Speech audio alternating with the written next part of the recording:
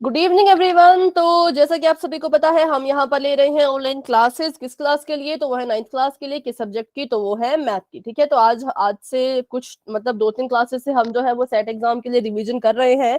पिछली क्लास में हमने जो है 9th चैप्टर के बारे में कुछ बेसिक चीजें पढ़ ली थी। आज उन्हीं चीजों को या उन्हीं एक कहें तो रूल्स का यूज करके हम 9.2 के क्वेश्चन को सॉल्व करेंगे। वो नियम क्या था, वो रूल क्या था, तो एक बार फिर से आप सभी बच्चे सुन लें। रूल हमने पढ़ा था कि अगर क्या हो, अगर जो एक समांतर चतुर्भुज है, ठीक है, एक समांतर चतुर्भुज है और उसके अंदर एक त्रिभुज बना हो और वो अगर एक ही आधार पर खड़े हो, किस पर खड़े हो? एक ही आधार पर अगर वो खड़े हो और एक ही तरह की समांतर रेखाओं के बीच में हो, जैसे कि देखिए ये एक समांतर रेखा है, ये एक समांतर रेखा है, तो एक ही समांतर रेखाओं के बीच में ये खड़े हैं। और दूसरी बात कि इनका आधार जो है वो बिल्कुल सेम है, बिल्कुल एक है। इस समांतर चतुर्भुज का आधार भी डीसी है और इस त्रिभुज का आधार भी डीसी ही है। ठीक है, तो क्या होता है, तो ये जो त्रिभुज बना है अंदर, इसका जो क्षेत्रफल है, इस त्रिभुज का जो बच्चों क्षेत्रफल होगा वो किसके बराबर हो जाएगा? तो वो इस समांतर चतुर्भुज के आधे के बराबर हो जाएगा। किसके बराबर? तो समांतर चतुर्भुज जो आपको यहाँ पर नजर आ रहा है, इसके क्षेत्रफल के आधे के बराबर हो जाएगा। किसका क्षेत्रफल? तो इस त्रिभुज का क्षेत्रफल। ये हमारा है एक नियम। अभी बात करते हैं दूसरी। तो अगर अब कोई त्रिभुज नहीं है लेकिन ये एक समांतर चतुर्भुज, इसको मान लीजिए, ठीक है, ये एक समांतर चतुर्भुज है और इसी आधार का इस्तेमाल करते हुए एक और समांतर चतुर्भुज जो है वो बना है, तो क्या होगा? इन दोनों समांतर चतुर्भुजों का जो क्षेत्रफल है, अब वो क्या हो जाएगा? तो वो बराबर हो जाएगा। अगर अंदर त्रिभुज बना हो तो हम कहेंगे कि ये क्या हो जाएगा? आधे के बराबर। लेकिन अगर दोनों ही चतुर्भुज हो तो हम कहेंगे उनका जो एरिया होता है, उनका जो क्षेत्रफल होता है, वो बिल्कुल ही एक समान होता है। तो चलिए करते हैं अपना पहला सवाल बिल्कुल फटाफट से, बिना किसी देरी के। तो पहला सवाल आप सभी अपनी बुक जो है वो साथ में रखें, तभी आपको अच्छे से क्वेश्चन समझ आएंगे। ठीक है, यहाँ पर अगर मैं क्वेश्चन को जूम करूं तो मुझे क्वेश्चन सॉल्व करने के लिए जगह नहीं मिल पाएगी, इसलिए मैंने इसको इतना ही रखा है। तो आप सभी अपनी अपनी बुक खोल लीजिएगा। तो क्वेश्चन आपके सामने बच्चों, पहला क्वेश्चन ये है 9.2 का, जो कि पिछली बार एग्जाम में आया था और ये बहुत ही ज्यादा इंपॉर्टेंट क्वेश्चन भी है। ठीक है, ये बहुत ज्यादा इंपॉर्टेंट क्वेश्चन भी है और ऐसा क्वेश्चन आपको फिर से भी मिल सकता है देखने के लिए, आपको पेपर में फिर से भी आ सकता है। पहला क्वेश्चन ये कह रहा है कि एक आकृति आपको दी गई है, उस आकृति में एक समांतर चतुर्भुज है जिसका नाम है ए बी सी डी। ठीक है, इसका नाम क्या है? तो जिसका नाम है ए बी सी और डी। और क्या हो रहा है? तो सी बिंदु से एक ऊंचाई जा रही है, किसके ऊपर? तो एडी के ऊपर। और ए बिंदु से एक ऊंचाई आ रही है किसके ऊपर? तो डीसी के ऊपर। ठीक है, अभी देखेंगे ऊंचाई क्या होता है, ये सब कुछ क्या है, इसके बारे में भी थोड़ा डिटेल में पढ़ेंगे, क्योंकि तभी आपको क्वेश्चन समझ आएगा। ऐसे आपको कुछ भी समझ नहीं आएगा कि क्या हो रहा है। अभी बस हमने क्वेश्चन लिख लिया। तो जो सी से एक ऊंचाई गई उसका नाम है सी एफ, और ए से जो ऊंचाई आई उसका नाम है ए ई। ठीक है, तो इससे पहले आपको बच्चों दो चीजें पता होनी चाहिए कि त्रिभुज का क्षेत्रफल का फॉर्मूला क्या होता है और समांतर चतुर्भुज के क्षेत्रफल का फॉर्मूला क्या होता है। तो पहले पहले हम लिख लेते हैं कि त्रिभुज का क्षेत्रफल किसके बराबर होता है। अगर आपको पता है तो आप बता सकते हैं। त्रिभुज का क्षेत्रफल होता है किसके बराबर? तो 1/2 गुणा आधार और साथ में गुणा ऊंचाई। ठीक है, लंबा आप बोल सकते हो, ऊंचाई बोल सकते हो। ठीक है, तो ये होता है आपके त्रिभुज का क्षेत्रफल। और अगर बात करें हम अपने समांतर चतुर्भुज के क्षेत्रफल के बारे में, तो जो आपका समांतर चतुर्भुज होता है उसका क्षेत्रफल कितना होता है? ठीक है, वेरी गुड, आधार गुणा ऊंचाई। ठीक है, त्रिभुज की हमने बात की तो 1/2 आधार गुणा ऊंचाई, और हमने अपने समांतर चतुर्भुज की बात की तो वो होता है सिर्फ आधार गुणा ऊंचाई, उसमें कोई आधा नहीं लगेगा। ठीक है, 1/2 नहीं आएगा, सिर्फ आधार गुणा में ऊंचाई। तो इसको नोट कर ले फटाफट से, क्योंकि ये आपको एक नंबर के क्वेश्चन में आ सकता है, ट्रू फॉल्स में आ सकता है, रिक्त स्थान भरो में आ सकता है। ठीक है, तो ये होते हैं इनके क्षेत्रफल के फॉर्मूले। अब हमने एक और चीज यहाँ पर जाननी है जो कि बहुत इंपॉर्टेंट है। गुड इवनिंग बच्चों। तो एक और मैंने यहाँ पर बना लिया है समांतर चतुर्भुज। और यहां पर हम एक नई चीज सीखने वाले हैं, तो बिल्कुल ध्यान से उसको सीखिएगा। एक लंबाई यहां से यहां को आ रही है, एक लंबाई यहां से जो है वो यहां को जा रही है। तो हमने अभी अभी पढ़ा कि जो हमारा समांतर चतुर्भुज है उसका जो क्षेत्रफल होता है वो होता है आधार गुणा में ऊंचाई। तो हमें बच्चों खुद ये पहचान में आना चाहिए कि कौन किसका आधार है, कौन किसकी ऊंचाई है। ठीक है, तो अभी देखिए, अगर आपकी ऊंचाई है AF, अगर आपकी ऊंचाई है AF, तो इस लाल रंग वाली ऊंचाई का जो आधार है वो कौन है? AF आपकी ऊंचाई है, ठीक है। इसका आधार कौन होगा? तो इसका आधार DC होगा। क्यों? क्योंकि DC के ऊपर आकर के ये एक कोण बना रही है, इसलिए ये DC क्या है? इसका आधार है। और बात करें अपनी दूसरी ऊंचाई की, जो कि नीले रंग की है, जिसका नाम है DO, तो DO का आधार कौन है? BC। BC, ठीक है। कौन है? तो BC है, क्योंकि देखिए यहां पर ये क्या कर रहा है, तो यहां पर ये कोण बना रहा है। अब मान लीजिए इस AF की जो वैल्यू है वो 5 सेंटीमीटर है और DC की वैल्यू 10 सेंटीमीटर है, ठीक है। और बात करें अपने DO की, तो DO की वैल्यू है 3 सेंटीमीटर और BC की वैल्यू है 9 सेंटीमीटर। तो अब अगर आपको पूछा जाए कि इस समांतर चतुर्भुज का क्षेत्रफल निकालिए, तो आपके पास देखिए दो जोड़े हैं। कौन कौन? AF और DC का जोड़ा, DO और BC का जोड़ा। पहली बात ये, आप किसी भी एक जोड़े से अपना क्षेत्रफल निकालो, आपका उत्तर बिल्कुल सेम आएगा। आप इससे क्षेत्रफल निकालोगे तो भी उतना ही आएगा, इससे निकालोगे तो भी उतना ही आएगा। अभी इस केस में ऐसा नहीं होगा, क्योंकि मैंने अपनी मर्जी से यहाँ पर लिखा है, अपनी मर्जी से मैंने इसको 3 और 9, 5 और 10 अपनी अपनी मर्जी का लिखा है, इसलिए ऐसा नहीं होगा। लेकिन जो क्वेश्चन आपको पेपर में दिया जाएगा उसमें आप किसी भी एक जोड़े से क्षेत्रफल निकालोगे तो आपका उत्तर बिल्कुल सही आने वाला है, ठीक है। और सबसे जरूरी बात क्या ध्यान में रखनी है कि अगर आप ऊंचाई ले रहे हो AF को, तो उसी का आधार आपको लेना होगा। ऐसा ना करें कि ऊंचाई आपने AF ले ली और आधार आपने ये ले लिया। अगर आप इस ऊंचाई को ले रहे हो और इस आधार को ले रहे हो, तो क्या आपका आंसर कभी सही आएगा? बिल्कुल नहीं, क्योंकि ये दोनों अलग अलग है, ये ऊंचाई अलग है, ये आधार अलग है। तो जो ऊंचाई जिस आधार की है वही आपने लेनी है, तभी आपका आंसर जो है वो सही आएगा, ठीक है।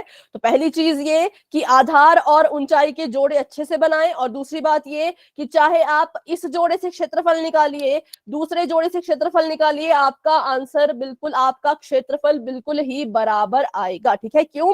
क्योंकि चतुर्भुज तो यही है ना, चतुर्भुज थोड़ा ना खुद को बदल रहा है। ये यहां से शुरू होकर के यहाँ पे, यहां से यहाँ को इतना ही क्षेत्रफल तो ये घेर रहा है। भले ही इसकी ऊंचाई और आधार अलग अलग है, लेकिन इसने जो जगह घेर रखी है वो तो इतनी ही है, ये तो अपने खुद को नहीं बदल रहा, ठीक है।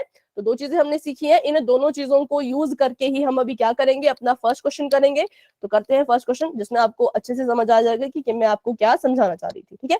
अभी के लिए इसको मैंने मिटा दिया।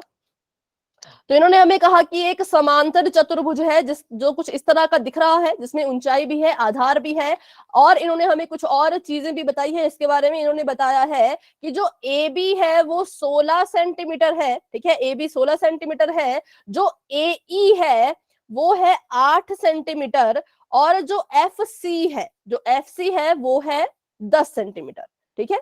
ये तीन चीजें इन्होंने हमें दी। अभी देखो, तो आप मुझे बताइए, अगर ऊंचाई मैं लूं AE, तो उसका आधार कौन है? DC। ठीक है, अगर मैंने ऊंचाई ली AE तो उसका आधार है DC। अगर मैं ऊंचाई लेती हूं इस बार FC, तो उसका आधार कौन है? BC। BC बेटा दोबारा से नहीं आएगा। BC BC। तो ये है ना, ये नहीं है उसका आधार, जिस पर वो गिर रही होती है AD। देखो यहां से तो ये शुरू हो रही है ना, खत्म किस पे हो रही है? तो खत्म ये AD पे हो रही है, इसलिए इसका आधार हो गया AD, ठीक है। ये आपको समझ आ गया, कौन किसका आधार, कौन किसकी ऊंचाई। अब अगर मैं ध्यान से देखूं तो क्वेश्चन में मुझे पूछा गया है कि इस AD की वैल्यू निकालो, मतलब कि ये पता कीजिए कि यहां से यहां तक इस AD की जो दूरी है वो कितनी है, यहां से यहां तक ये कितना है, ठीक है। तो अभी कोई तरीका नहीं था इसको निकालने का, लेकिन एक तरीका था कि अगर हम किसी तरह से क्षेत्रफल निकाल लें तो हम उसकी मदद से एडी तक भी पहुंच जाएंगे। लेकिन जब मैंने क्षेत्रफल निकालने के बारे में सोचा तो मुझे ऊंचाई तो दोनों की पता है, मुझे पता है एई 8 है, एफसी 10 है, लेकिन ना तो मुझे एई के आधार के बारे में पता कि उसकी वैल्यू कितनी है, उसका मान कितना है, ना ही मुझे एफसी के बारे में पता, बल्कि मुझे कहा है कि इसको तो आप खुद से ज्ञात करो। तो इन्होंने मुझे कोई आधार की वैल्यू दी ही नहीं, तो कैसे मैं क्षेत्रफल निकालूं, क्या होगा जिससे हम क्षेत्रफल निकाल सकते हैं, कोई बता सकता है? जैसा भी आपको लगे आप अपना आंसर दे सकते हो कि किस तरह से हम इसका क्षेत्रफल निकाल सकते हैं। आधार गुणा ऊंचाई तो करेंगे, लेकिन इसमें हमारे पास आधार की वैल्यू ही नहीं है, वही तो मेन बात है। आधार को कितना लेना है वही तो हमें पता नहीं। देखो, अभी तो हमें ये नहीं पता कि आधार को कितना लेना है, लेकिन हमें ये जरूर पता है कि जो समांतर चतुर्भुज होते हैं उनकी आमने सामने की भुजाएं बराबर होती हैं। कैसी होती हैं? बराबर। मतलब कि अगर बीसी 10 सेंटीमीटर है तो एडी भी 10 सेंटीमीटर ही होगा। तो वैसे ही आपको यहाँ पर डीसी की वैल्यू तो नहीं दी है, लेकिन आपको बताया है कि ए बी 16 सेंटीमीटर है। तो अगर ए बी 16 है तो एक भुजा यहाँ पर ऐसी होगी जो 16 होगी, तो वो कौन है, उसका नाम बताइए। डीसी। डीसी। ठीक है, डीसी। तो डीसी कितनी है? डीसी हमारे पास है 16। कैसे मुझे पता लगा? क्योंकि मुझे पता था कि समांतर चतुर्भुज की आमने सामने की भुजाएं बराबर होती हैं, जिस कारण से मैंने हाँ जिस कारण से मैंने ए बी और डीसी को जो है ए बी की मदद से डीसी की वैल्यू निकाल ली। अब मेरे पास सामने की बजाय समान होती है। हाँ ठीक है, अब मुझे इस ऊंचाई का आधार मिल चुका है। इसका मतलब इन दोनों की मदद से मैं इसका क्षेत्रफल जो है वो निकाल सकती हूँ। ठीक है, इसकी ऊंचाई है एई और इसका आधार है डीसी, इन दोनों की वैल्यू मुझे पता लग गई। तो चलिए निकालते हैं इसका क्षेत्रफल। इसका क्षेत्रफल तो अपने इस समांतर चतुर्भुज का, जिसको हम ऐसे करके पैरेललोग्राम भी लिख सकते हैं। ठीक है, इसका क्षेत्रफल अगर हम निकालेंगे तो हमने किसका यूज करना है? जिसकी हमें वैल्यू पता है, इसकी और इसकी। कभी भी इसका क्षेत्रफल निकालने के लिए इसको इस्तेमाल मत करना, क्योंकि इसकी हमें वैल्यू ही नहीं पता, मान ही नहीं पता। तो हम करेंगे यहाँ पर आधार गुणा ऊंचाई, और कौन सा आधार और कौन सी ऊंचाई? तो पहली वाली। ठीक है, चलो तो लिखते हैं यहाँ पर। तो आधार मैंने लिया किसको? अभी मैंने आधार लिया है डीसी को, और डीसी की ऊंचाई कौन है? तो डीसी की ऊंचाई है एई। डीसी की वैल्यू है 16, एई की वैल्यू है 8, गुणा करके आ गया 128 सेंटीमीटर स्क्वायर। तो ये मेरे इस पैरेललोग्राम या समांतर चतुर्भुज का क्षेत्रफल जो है वो आ चुका है। किसकी मदद से? तो इसकी मदद से। लेकिन मुझे क्षेत्रफल नहीं निकालना है, मुझे तो इस एडी की वैल्यू निकालनी है कि जो मेरा एडी है वो कितने सेंटीमीटर का है। तो मैंने कहा था कि इस एडी की वैल्यू हम किसकी मदद से निकालेंगे? तो क्षेत्रफल की मदद से निकालेंगे, इसलिए पहले हमने क्षेत्रफल जो है वो निकाल लिया। अब देखो, अब फिर से क्या करेंगे? अब हम दोबारा से क्षेत्रफल का फॉर्मूला यहाँ पर लिख लेते हैं। क्षेत्रफल होता है आधार गुणा ऊंचाई। ठीक है, इस बार हम किस आधार और किस ऊंचाई को लेंगे? क्या कोई बता सकता है? इस बार पहले वाले को लूं या दूसरे वाले को?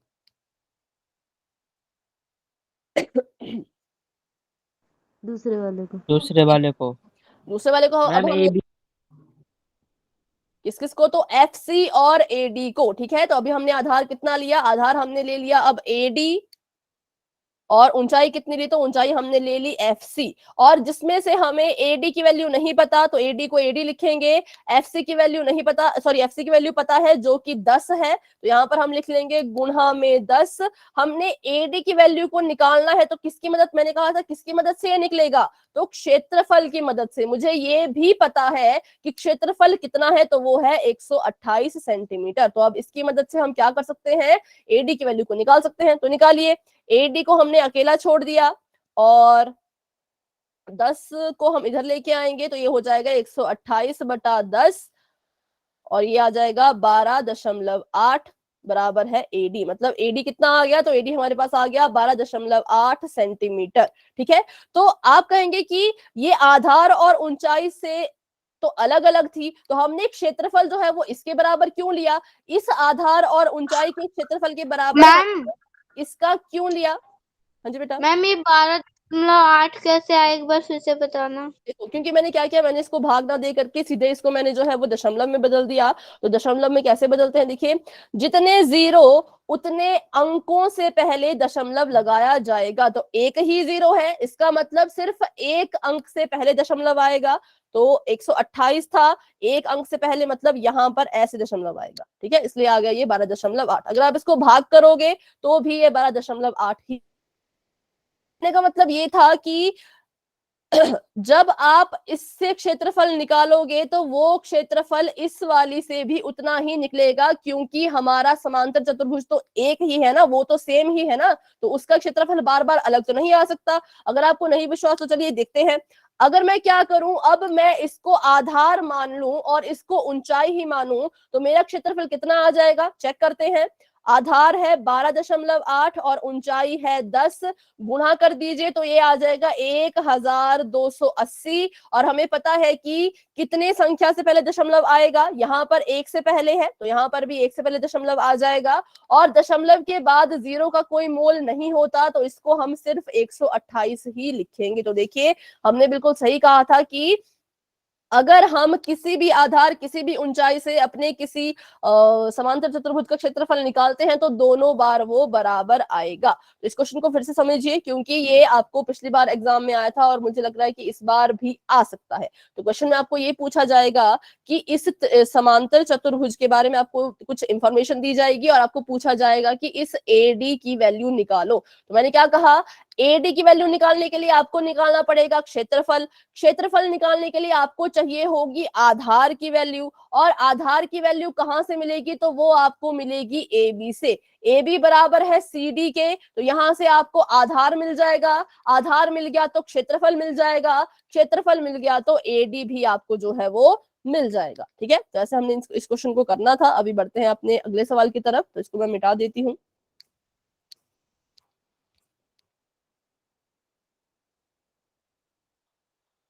चलिए, तो अभी करते हैं नेक्स्ट क्वेश्चन।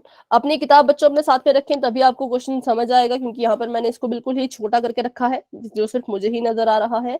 अगला क्वेश्चन ये कह रहे हैं, अगर ई एफ जी एच एक समांतर चतुर्भुज ए बी सी डी के मध्य बिंदु है। ठीक है, तो मैंने एक यहाँ पे बना दिया है समांतर चतुर्भुज, और ये कह रहे हैं कि इस समांतर चतुर्भुज में कुछ मध्य बिंदु हैं। तो पहले इसका नाम लिख लेते हैं, इसका नाम है ए बी सी डी, और जो मध्य बिंदु है वो है ई एफ जी एच। तो इसका नाम है ई, इसका नाम है एफ, इसका नाम है जी, और इसका नाम है एच। मध्य बिंदु का मतलब होता है जो बिल्कुल बीचों बीच हो, जो किसी भुजा के बिल्कुल बीचों बीच होते हैं, उन्हें हम मध्य बिंदु कहते हैं।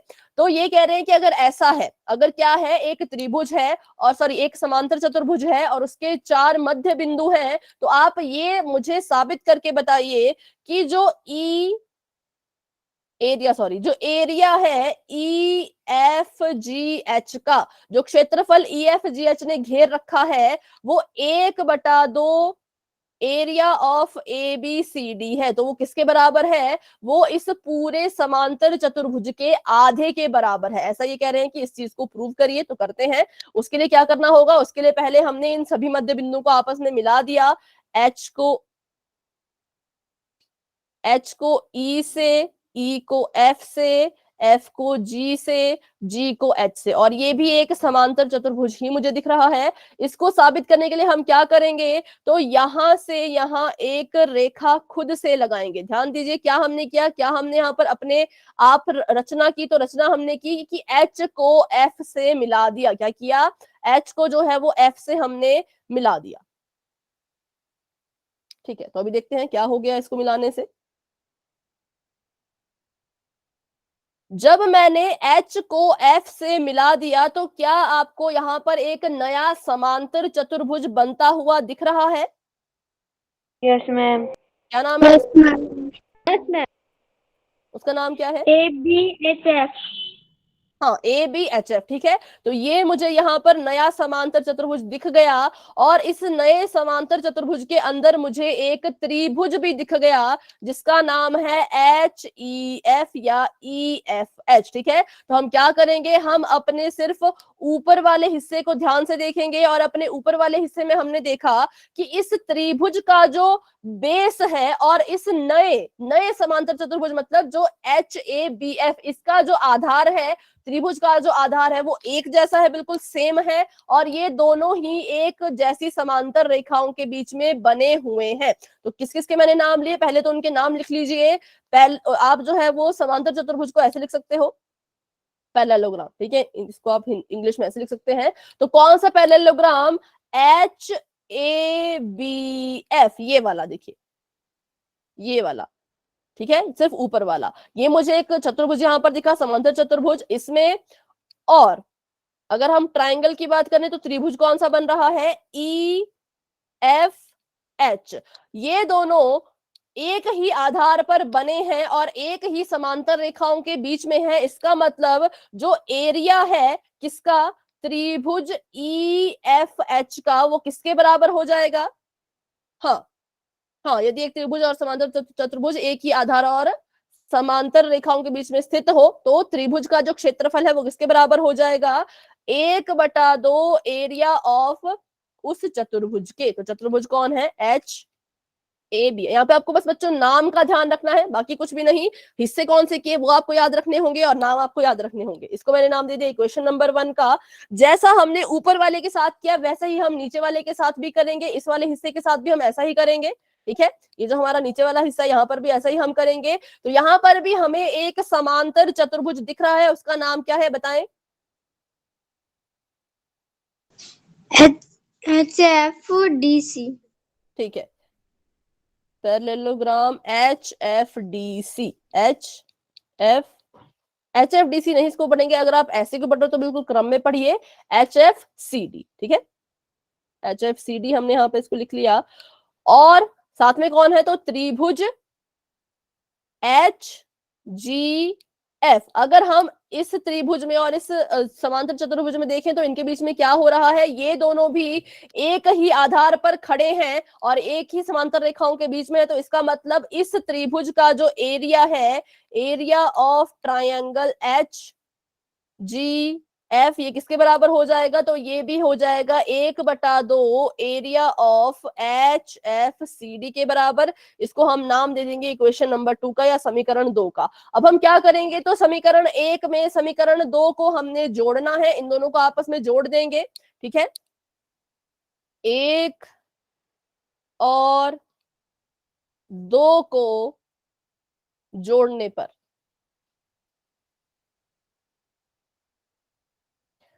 ध्यान से देखिएगा कैसे जोड़ा जाता है।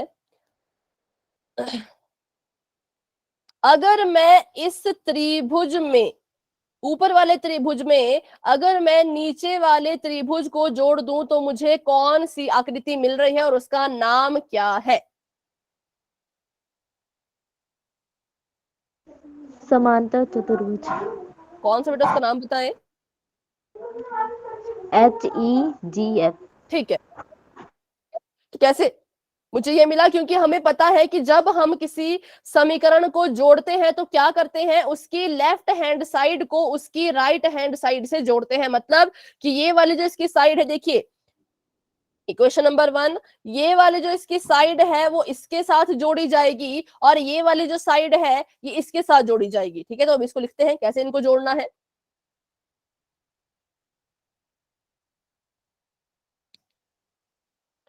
एरिया ऑफ ट्रायंगल EFH, इसमें जोड़ दो एरिया ऑफ ट्रायंगल HGF को, और इस वाली साइड में इस वाली साइड को जोड़ना होता है तो इसको भी जोड़ देते हैं, बराबर है 1/2 एरिया ऑफ HABF जमा HFCD। 1/2 area of HFCD। हमने क्या किया, बस लेफ्ट हैंड साइड और राइट हैंड साइड को आपस में हमने जोड़ दिया, और जब इनको हम जोड़ेंगे तो इन दो त्रिभुजों को जोड़ने पर हमें मिल जाएगा एरिया ऑफ EFGH। क्यों मैंने इसको EFGH लिखा? क्योंकि क्वेश्चन में ऐसा लिखा गया है, ठीक है। बराबर है, अब यहां पर देखिए तो क्या हम 1/2 और 1/2 को यहां से कॉमन ले सकते हैं? उभयनिष्ठ बोलते हैं जिसको हिंदी में, क्या इसको हम यहाँ पे कॉमन ले सकते हैं? ठीक है, EFGH ये है, और यहां से 1/2 को हमने कॉमन ले लिया, तो अंदर कौन कौन बच गए? अंदर बच गया आपका HABF जमा HFCD, ठीक है। HABF और HFCD अंदर बच गए, तो इनको भी जोड़ दो। जब आप इस,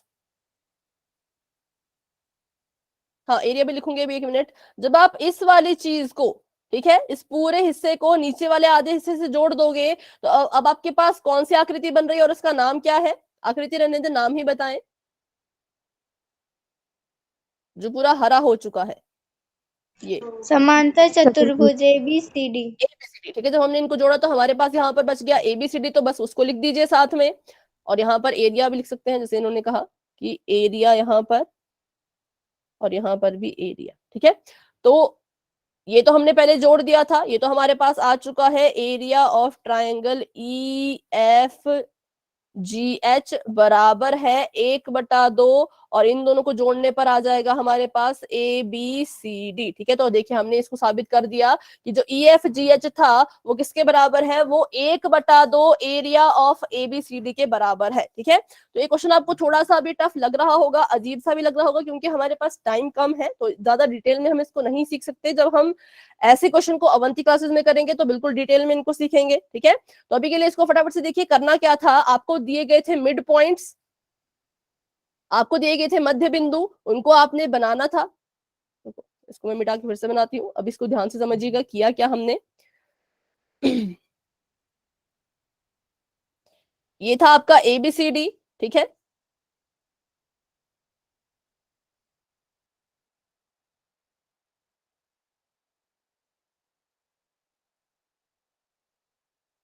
और इसके अंदर थे कुछ मध्य बिंदु, वहां से ऐसे करते करते हमारे पास एक और जो है वो समांतर चतुर्भुज बन गया।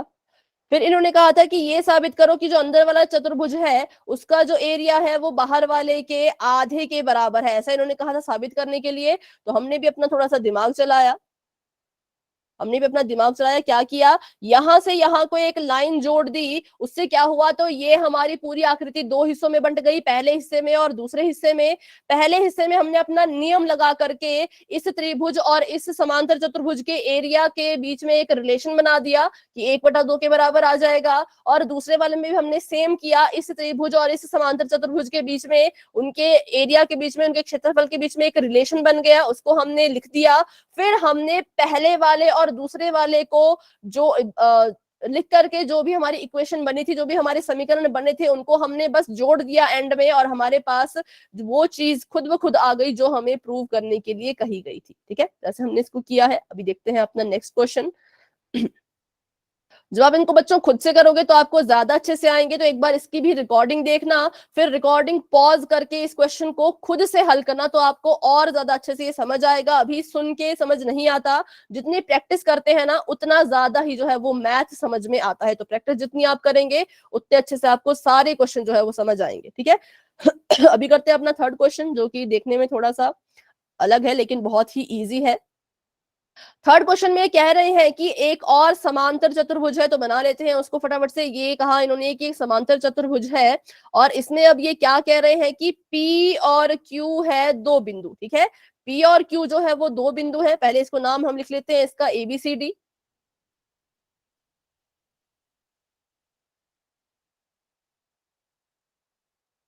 बेटा कौन नहीं आ रहा है?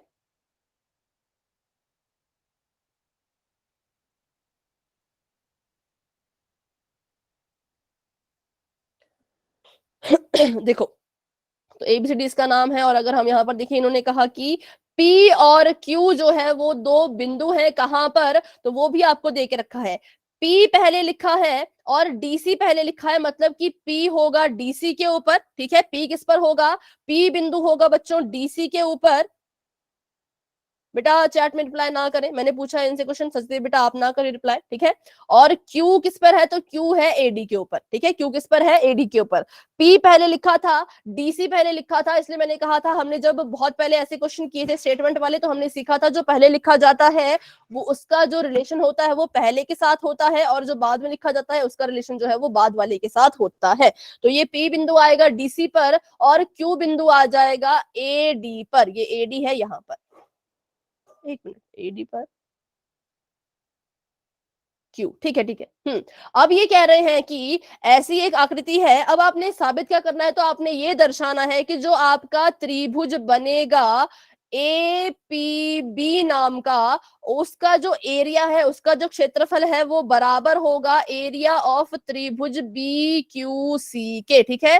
तो अभी ऐसे कोई त्रिभुज बने नहीं है तो वो हमें खुद से बनाने पड़ेंगे, तो चलिए बनाते हैं पहले ए पी बी को।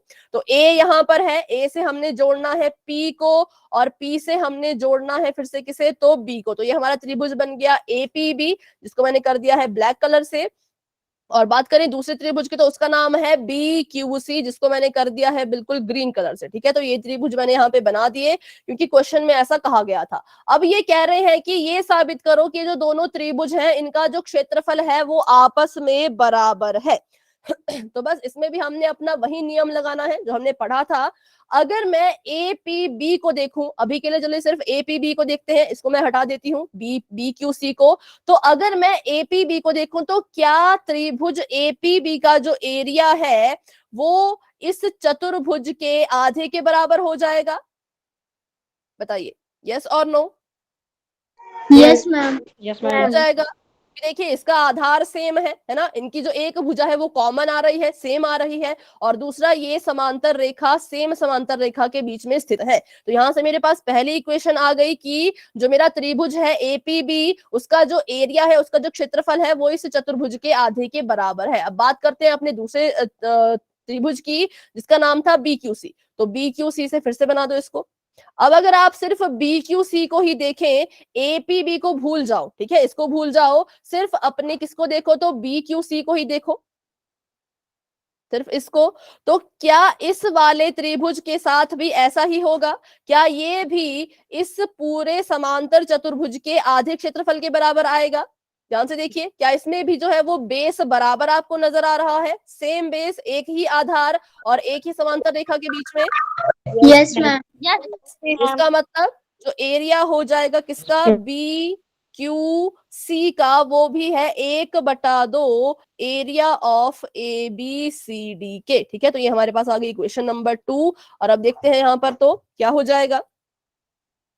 अब अगर आपको यहाँ पर ऐसा कभी कहा जाए कि ए जो है वो बी के बराबर है और बी जो है वो, सॉरी, ए जो है वो बी के बराबर है और सी भी बी के ही बराबर है, तो क्या ए सी भी आपस में बराबर होंगे?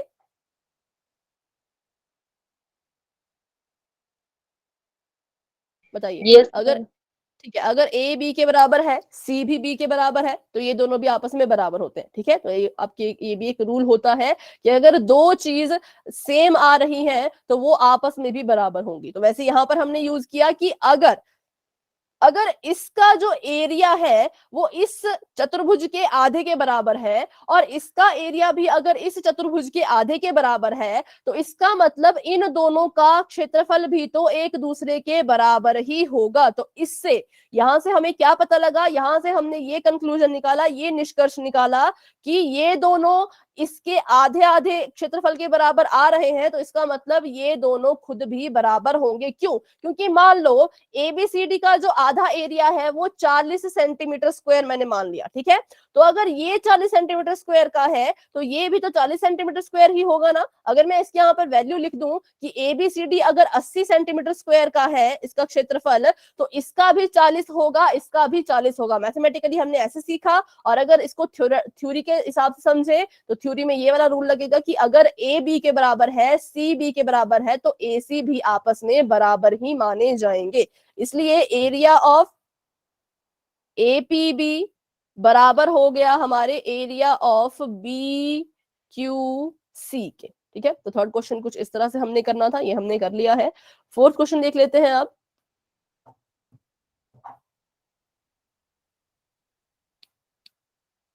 ठीक है,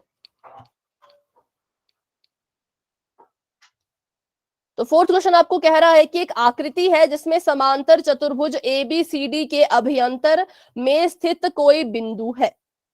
9.16 P जो है वो, अच्छा ये P है, इसको तो हम यहीं पे समझ लेंगे फटाफट से। ये P है और ये जो P बिंदु है ये बिल्कुल अभ्यंतर मतलब बिल्कुल बीचों बीच में जो है वो स्थित है किसके, तो ये यहां पर किसके स्थित है, तो इस समांतर चतुर्भुज के। तो आपने बताना है कि जो एरिया है APB का, देखो जो एरिया है किसका, तो इसका APB का जो एरिया है,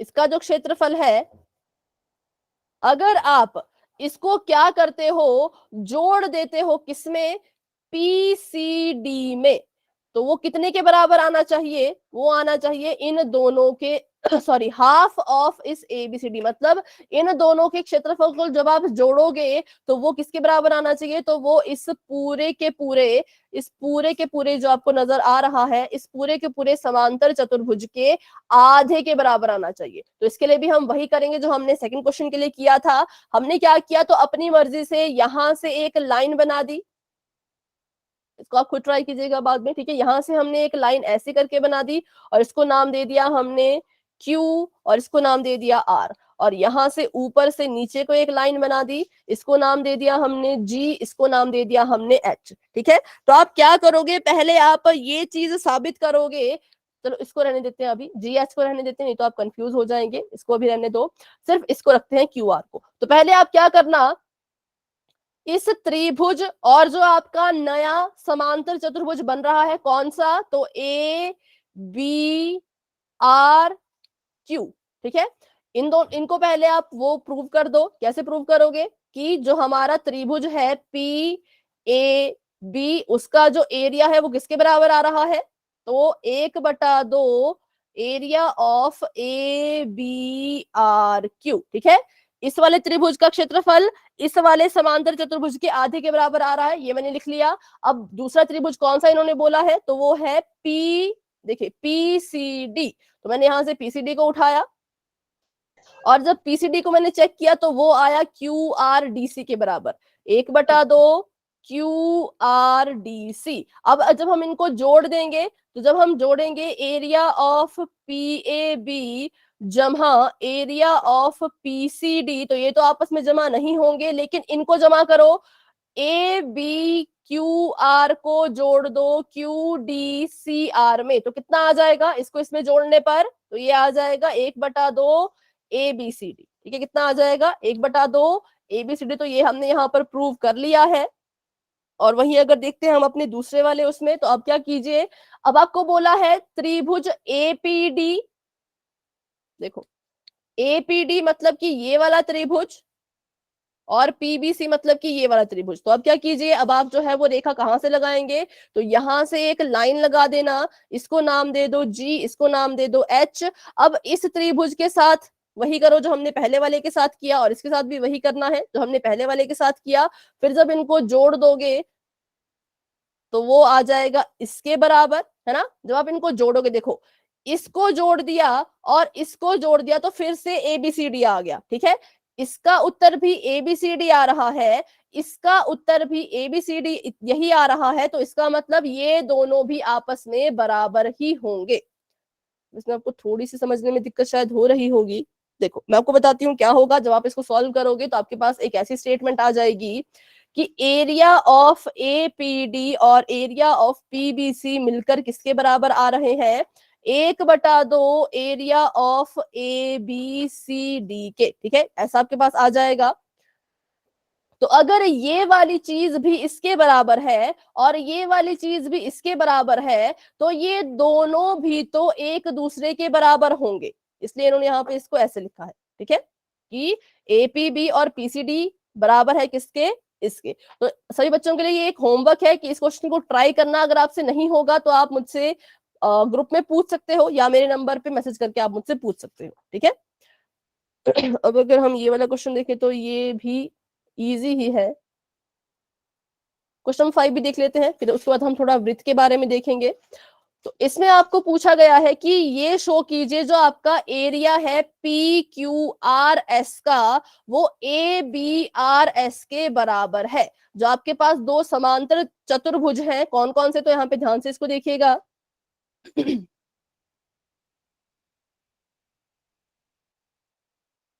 PQRS, ये कह रहे हैं ये वाला जो आपका चतुर्भुज है और ये वाला ABRS,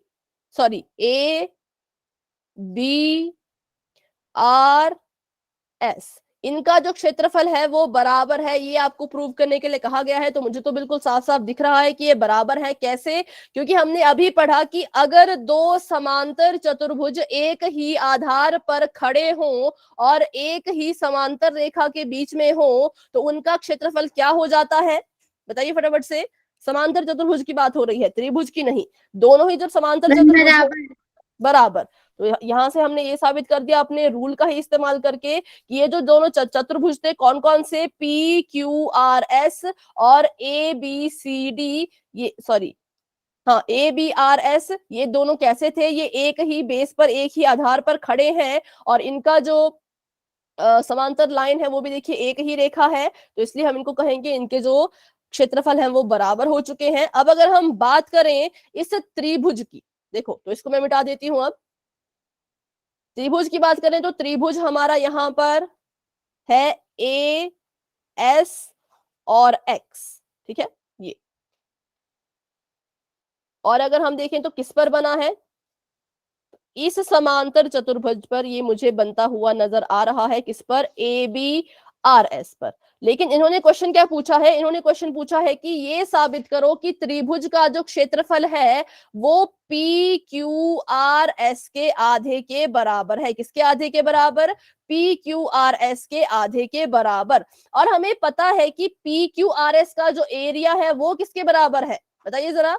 जो PQRS है उसका एरिया किस समांतर चतुर्भुज के बराबर था? जो बना हुआ है ABRS के, ठीक है। तो अगर हम इस फिगर को ध्यान से देखें तो जो आपका मैम 16 त्रिभुज, मिनट और रह रहे हैं। क्या हो रहा है बेटा? फिर से बोले।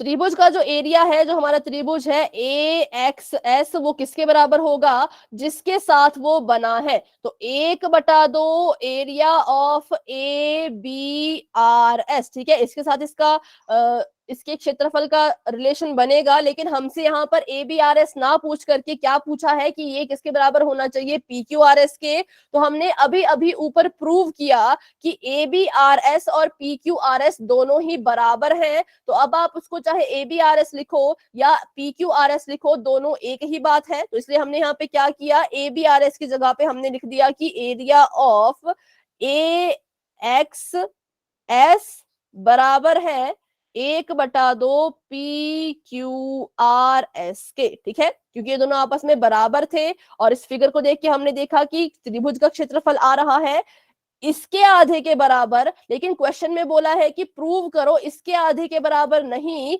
PQRS के आधे के बराबर है। तो हमें ये चीज पता है कि ABRS को आप PQRS भी लिख सकते हो। क्यों? क्योंकि इन दोनों का एरिया भी एकदम इक्वल है, समान है, ठीक है। तो बाकी बच्चों मैंने यही कहा कि प्रैक्टिस जितनी आप करेंगे उतने ही अच्छे से आपको ये क्वेश्चन समझ आएंगे। तो अभी 1 मिनट का समय दिए, शायद अभी आपको स्क्रीन नजर नहीं आएगी। चलिए ठीक है, बस 1 मिनट का मुझे समय दीजिए, अभी आपको स्क्रीन नजर आ जाएगी। थोड़ा सा इसमें कभी कभी इशू हो जाता है। हाँ, थोड़ी सी आपको ये क्लास फास्ट भी लग रही होगी क्योंकि बच्चों ये रिवीजन क्लास है, इसमें हम ज्यादा डिटेल में जो है वो नहीं पढ़ पाएंगे।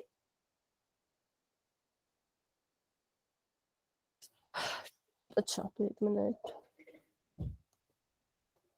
तो यही था जो 9.2 के बारे में हम जितना कर सकते थे वो इतना ही कर सकते थे। अभी हम कर लेते हैं थोड़ा सा प्रीवियस ईयर के क्वेश्चन पेपर, जो प्रीवियस ईयर में आपको क्वेश्चन आए थे वो एक बार कर लेते हैं।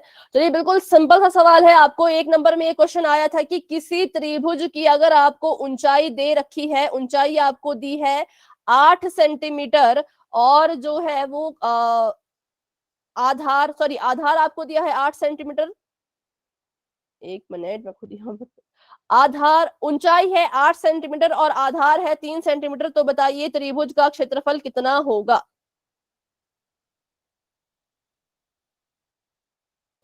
आधार है 3 सेंटीमीटर और ऊंचाई है 8 सेंटीमीटर, तो त्रिभुज का क्षेत्रफल कितना होगा ये आपने बताना है। बताएं फटाफट से। Ma'am 24 centimetre. स्क्वायर दिया है।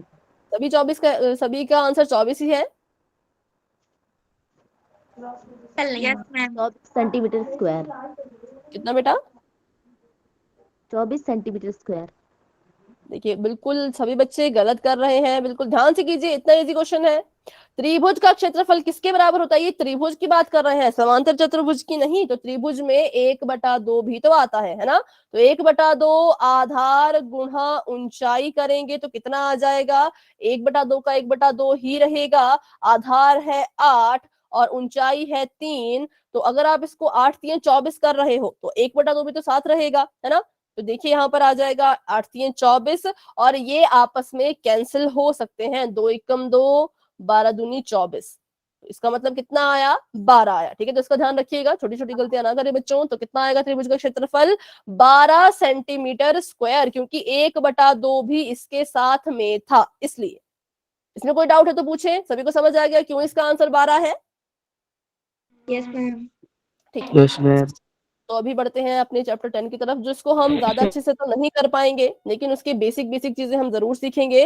सबसे पहले हमें सीखना होगा एक वृत्त के बारे में। मैम जी 12 मिनट और रह रहे हैं। हाँ बेटा, तो अभी हम कर रहे हैं हम अभी अभी नहीं, हम क्लास एंड कर रहे हैं, अब हम अपना नेक्स्ट चैप्टर कर रहे हैं। तो ये मान लीजिए एक वृत्त है। बड़े क्वेश्चन तो नहीं कर पाएंगे पर छोटे छोटे क्वेश्चन करेंगे जो एक एक नंबर में आपको आ सकते हैं। सबसे पहले बताइए, ये वृत्त है, वृत्त के बिल्कुल सेंटर पे कौन होता है? उसका केंद्र। ठीक है, केंद्र का नाम मैंने यहाँ पे लिख दिया है ओ। उसके बाद बताइए केंद्र से, चलो ठीक है केंद्र से बात की बात करते हैं। जो वृत्त की आउटलाइन होती है, आउटलाइन मतलब ये जो आपको यहाँ पर दिख रही है, ये इसकी जो आउटलाइन है, इसको आप क्या कहते हो? जीवा। जीवा नहीं बेटा, जीवा नहीं कहते हैं। मूल इस बिंदु। आउटलाइन को बच्चों हम कहते हैं परिधि। क्या कहते हैं? परिधि। ठीक है, माइक ऑफ कर दे, माइक ऑफ कर दे। याचिका बेटा आपकी तरफ से कोई और बोल रहे हैं क्या? माइक ऑफ कर दे याचिका। हाँ ठीक है, तो ये परिधि हो गई। अब वृत्त की परिधि से लेकर के वृत्त के केंद्र तक अगर एक आधी सी लाइन आपको नजर आती है तो उसको आप क्या कहते हो? जीवा। त्रिज्या। त्रिज्या। त्रिज्या। त्रिज्या मतलब उसकी रेडियस, तो इसका नाम है ओए। Radius। ओए हमारी त्रिज्या है। अब अगर वही लाइन आए लेकिन वो आधी ना हो करके पूरी हो तो? मैम जीवा। नहीं बेटा, ये केंद्र से होके जा रही है, जो केंद्र से होके जाता है उसको हम क्या कहते हैं? व्यास। व्यास। ठीक है, पी क्यू उसको नाम दे दिया मैंने। तो ये है हमारा व्यास जिसका नाम है पी क्यू। ठीक है, और अब अगर ऐसी एक लाइन जा रही है लेकिन वो सेंटर से होके केंद्र से होके नहीं जा रही, लेकिन मैम जी वृत्त के, देखना टाइम हो गया। बेटा भी नहीं हुआ, वृत्त के एक हिस्से से दूसरे हिस्से तक जा रही है, वृत्त की परिधि के एक सिरे से दूसरे सिरे तक जा रही है लेकिन सेंटर को टच नहीं कर रही, उसको हम क्या कहेंगे? तो उसको हम कहेंगे उसको जीवा। ठीक है, उसको हम कहते हैं जीवा। तो ये था कुछ वृत्त के बारे में, वृत्त के पार्ट्स के बारे में, ये सभी को समझ आ गया होगा। अच्छा, अगर मैं आपसे पूछूं कि वृत्त की सबसे बड़ी जीवा कौन होती है? व्यास। व्यास। ठीक है, वृत्त की जो है सबसे बड़ी जीवा कौन होती है? व्यास होती है, क्योंकि सबसे लंबा आपको यही नजर आएगा। जीवा डिपेंड करता है, वो जा भी सकती है, देखो जीवा जा भी सकती है केंद्र से, नहीं भी जा सकती, वो उस पर डिपेंड करता है, लेकिन जो व्यास होगा वो हमेशा हमेशा केंद्र को छू के ही जाएगा, फिर चाहे वो ऐसे ही क्यों ना जा रहा हो, ऐसे भी वो केंद्र से होकर के ही जाएगा। ठीक है, चाहे वो सीधा क्यों ना जा रहा हो तब भी वो केंद्र से होकर के ही जाएगा, ये व्यास के लिए जरूरी होता है। लेकिन जीवा के लिए ऐसा कुछ जरूरी नहीं है, जीवा के लिए बस वृत्त के एक हिस्से से दूसरे हिस्से को टच करना वही काफी है।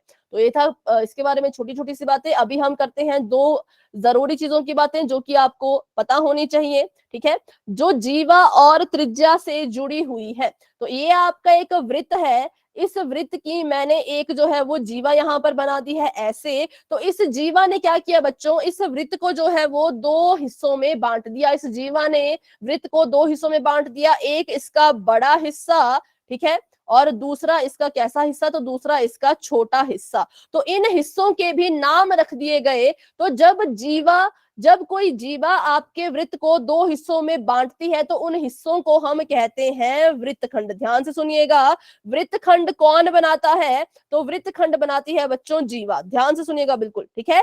जो हिस्सा बड़ा होगा उसको हम कह देते हैं दीर्घ वृत्तखंड, और जो हिस्सा छोटा होता है उसको हम कह देते हैं लघु वृत्तखंड। वृत्तखंड कौन, जिसको किसने बनाया हो, जिसको जीवा ने बनाया हो, ठीक है, उसको हम कहते हैं वृत्तखंड। अगर बात करते हैं हम अगले खंड की, तो अगला खंड होता है त्रिज्य खंड। तो नाम से ही पता लग रहा है, अगर उसका नाम त्रिज्य खंड है तो त्रिज्या उसको बनाएगी। त्रिज्या कैसे बनाती है, तो ये एक वृत्त मान लीजिए, और ये इसका केंद्रक, और यहां से एक त्रिज्या गई, यहां से दूसरी त्रिज्या, ठीक है। तो फिर क्या होगा, ठीक है बेटा मैं बताऊंगी, बस एक बार इसको सुन ले। तो इससे क्या बन गया, त्रिज्या से बन जाते हैं त्रिज्य खंड, वो भी होंगे दीर्घ और लघु, ठीक है। त्रिज्या से बनेंगे त्रिज्य खंड और जीवा से बनेगा वृत्तखंड। इसको मैं नीचे लिखती हूं, नहीं तो त्रिज्य खंड बनता है त्रिज्या से और वृत्तखंड बनता है जीवा से। जो छोटा हिस्सा होगा उसको हम कहेंगे लघु त्रिज्य खंड। जैसे देखिए यहाँ पर ये छोटा सा हिस्सा है, इसको हम कहेंगे कि ये कैसा त्रिज्य खंड है, तो ये लघु है, ये छोटा है। और इसके अलावा जो बच गया, जो ये बच गया, इसको हम कहेंगे कि ये है दीर्घ त्रिज्य खंड, ठीक है। तो त्रिज्य खंड सभी को समझ आया। त्रिज्य खंड क्या है, जो त्रिज्या बनाएगी उसको त्रिज्य खंड कहेंगे, छोटे वाले को लघु, बड़े वाले को दीर्घ। और जीवा का मैंने कहा था, तो एक वृत्त है, यहां से मान लीजिए एक जीवा जा रही है, इस जीवा ने भी वृत्त को दो हिस्सों में बांटा, एक बड़ा हिस्सा, ठीक है, और दूसरा जो है वो छोटा हिस्सा। तो हम क्या कहेंगे, छोटे वाले को दीर्घ वृत्तखंड और छोटे वाले को लघु वृत्तखंड और बड़े वाले को दीर्घ वृत्तखंड। लेकिन वृत्तखंड देखना है आपने कौन बनाएगी, जीवा बनाएगी, और त्रिज्य खंड कौन बनाएगी, तो त्रिज्या बनाएगी, ठीक है। और एक और चीज उसको भी सीख ले, फिर हम करेंगे। क्वेश्चन छोटे छोटे से हैं जो आपके पिछले साल आए थे एग्जाम में। ये एक फिर से मैंने वृत्त बना दिया, वृत्त की मैंने एक जीवा बना दी, जीवा ने इसको किसमें तोड़ दिया, वृत्तखंड में, ठीक है। अब ये कह रहे हैं कि मान लो यहां से 6 मिनट और रह रहे हैं। हाँ जी बेटा, यहां से एक ऐसे को जो है वो हमारे पास एक त्रिभुज सा बन रहा है, ठीक है। और यहां से जो है एक दूसरा त्रिभुज सा बन रहा है, और इन्होंने आपस में क्या किया, तो आपस में इन्होंने कोण बनाए। तो अब बताइए ये दोनों कोण किस वृत्तखंड में है, दीर्घ में या लघु में, दीर्घ। दीर्घ में, ठीक है। इसका मतलब ये दोनों जो त्रिज्य खंड है ये बिल्कुल सेम, एक जैसे, बिल्कुल सेम वृत्तखंड में है, दीर्घ वृत्तखंड में है। तो जब आपके कोई दो कोण किसमें होंगे, बिल्कुल सेम वृत्तखंड में होंगे, तो वो कोण हमेशा ही बराबर होते हैं। इसका मतलब जो कोण यहाँ पर बन 5 मिनट और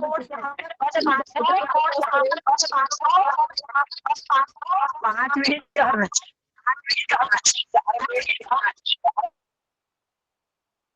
तो ये वाला जो कोण है, इस वाले कोण के क्या होगा, बिल्कुल बराबर होगा। कब, जब ये बेटा मिथुन बेटा माइक ऑफ करें तो आपको हम क्लास से रिमूव करना पड़ेगा, अपना माइक ऑफ रखें प्लीज, ठीक है।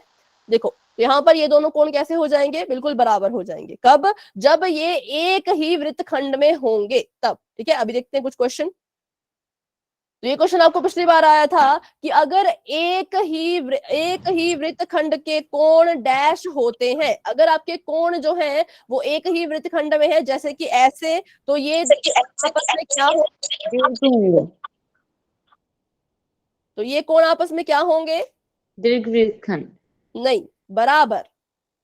वृत्तखंड दीर्घ है लेकिन कोण आपस में क्या होंगे, तो कोण आपस में बराबर हो जाएंगे। अगर बात करें कोणों की, तो कोण कैसे हो जाएंगे आपस में बराबर, कब, जब वो सेम वृत्तखंड में है। अगर एक कोण दीर्घ में है और दूसरा कोण लघु में बन रहा है, तो क्या ये वाला कोण इस वाले कोण के बराबर होगा? क्या ये दोनों आपस में बराबर होंगे? नहीं। क्यों? क्योंकि ये दोनों अलग अलग वृत्तखंड में है। जब ये एक ही वृत्तखंड में बनेंगे तो हम कहेंगे कि ये कोण आपस में बराबर होंगे। अगर ये यहाँ पर 60 डिग्री का है तो ये भी 60 डिग्री का ही होगा, ठीक है, लेकिन ये 60 का होगा ऐसी कोई गारंटी नहीं है। तो ये दोनों बराबर होंगे क्योंकि ये सेम वृत्तखंड में थे। इसलिए इसका उत्तर हो जाएगा कि ये हो जाएंगे कोण आपस में बराबर। और आगे देखते हैं, तो बताइए, ये आपके लिए सभी के लिए क्वेश्चन है। पिछले वाला क्वेश्चन थोड़ा टफ था पर ये बहुत ही इजी है। जो भाग छायांकित है उसको आप क्या नाम देंगे? ये वृत्त है, ये वृत्तखंड। लघु वृत्तखंड। ठीक है, तो option number D is the right answer. लघु वृत्तखंड इसको हम कहेंगे क्योंकि ये एक जीवा मैंने भी डी किया है, मैं इसमें मैंने भी डी। ठीक है बेटा, ठीक है, चलो। और ये आपको क्वेश्चन आया हुआ था एक, तो ये अभी तो नहीं हो पाएगा क्योंकि अभी बहुत ही कम समय, सॉरी 3 मिनट है, तब तो हो जाएगा, तब तो इसको कर लेते हैं फटाफट से। देखो, आपको यहाँ पर कहा कि एक मेरे लिए 3 मिनट में कुछ नहीं होगा। बेटा माइक ऑफ रखें। देखो, ये आपको आकृति दी गई है, आपको यहाँ पर कहा गया है कि इस वृत्त में क्या हुआ कि जो एंगल है ABC, ये वाला जो कोण है ये 69 मैम मेरा का प्रेजेंट है। लग गया। बेटा माइक ऑफ रखें, प्रेजेंट ऐसे नहीं लगती है। आप क्लास में बहुत लेट है, ऐसे प्रेजेंट नहीं लगती है। अभी माइक ऑफ रखें, अभी क्वेश्चन प्लीज कंप्लीट करने दें, हमारे पास टाइम बिल्कुल भी नहीं है।